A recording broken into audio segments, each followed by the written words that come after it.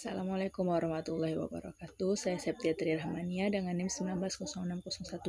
Di sini saya akan menjelaskan tentang teori Myrdal mengenai dampak balik.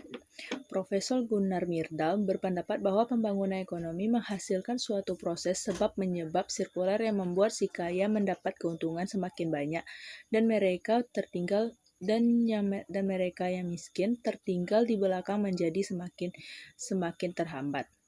Dampak balik cenderung membesar dan dampak spread effect cenderung mengenai. Secara kumulatif, kecenderungan ini semakin memperburuk ketimpangan internasional dan menyebabkan ketimpangan regional di negara-negara terbelakang.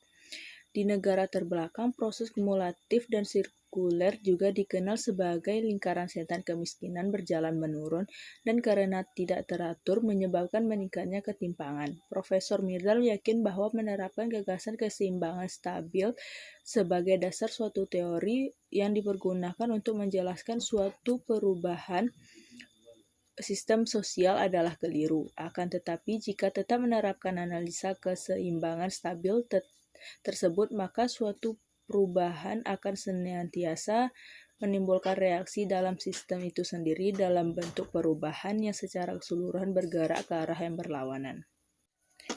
Tesis Myrdal yang pertama yaitu ketimpangan regional. Asal ketidakmerataan regional dalam suatu negara berakar pada dasar non-ekonomi. Ketimpangan regional berkaitan erat dengan kapitalis yang dikendalikan oleh motif laba yang menyebabkan berkembangnya pembangunan terpusat di wilayah yang memiliki harapan tinggi, sementara wilayah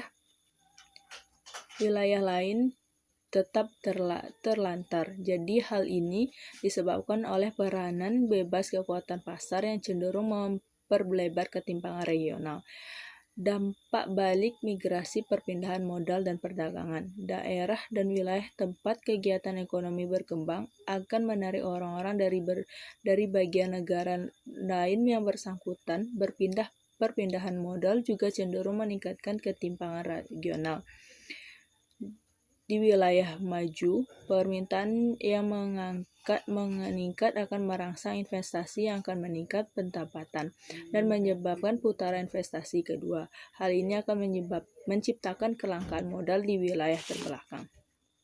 Dampak sebar memiliki perbedaan dengan dampak balik. Ada juga dampak momentum pembangunan yang menyebar secara sentrifugal dari sentra ekspansi ekonomi ke wilayah lainnya.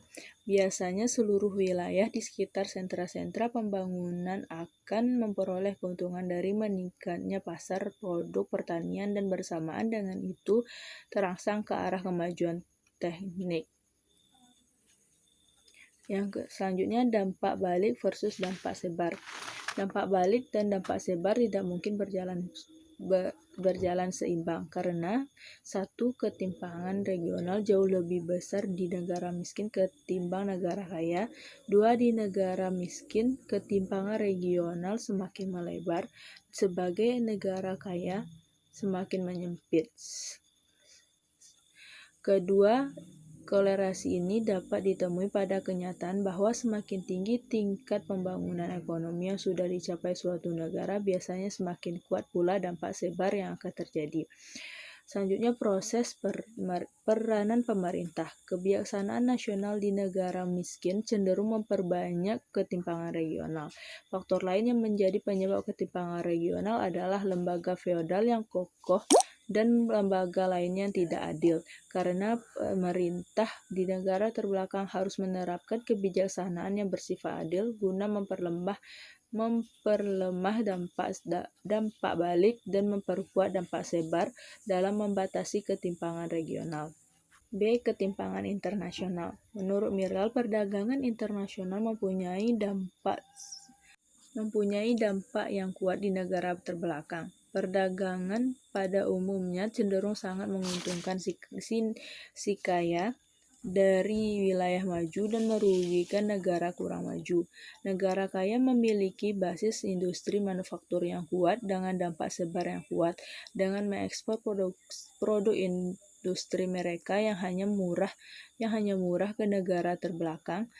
Ini cenderung mengubah negara terbelakang menjadi produsen-produsen barang primer untuk diekspor karena permintaan akan barang ekspor bersifat inelastis, maka mereka menderita akibat fluktuasi harga yang menggila.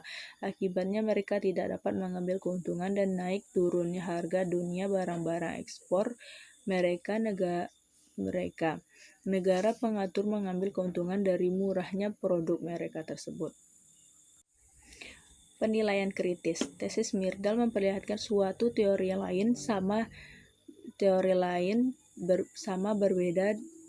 berbeda dari teori yang lainnya. Dengan bagusnya dia menggabungkan kekuatan internasional dan nasional yang cenderung membawa negara terbelakang tetap berada dalam proses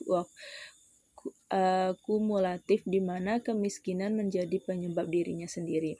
Peranan bebas, kekuatan pasar, dan perdagangan bebas cenderung menghambat potensi ekspor negara-negara tersebut.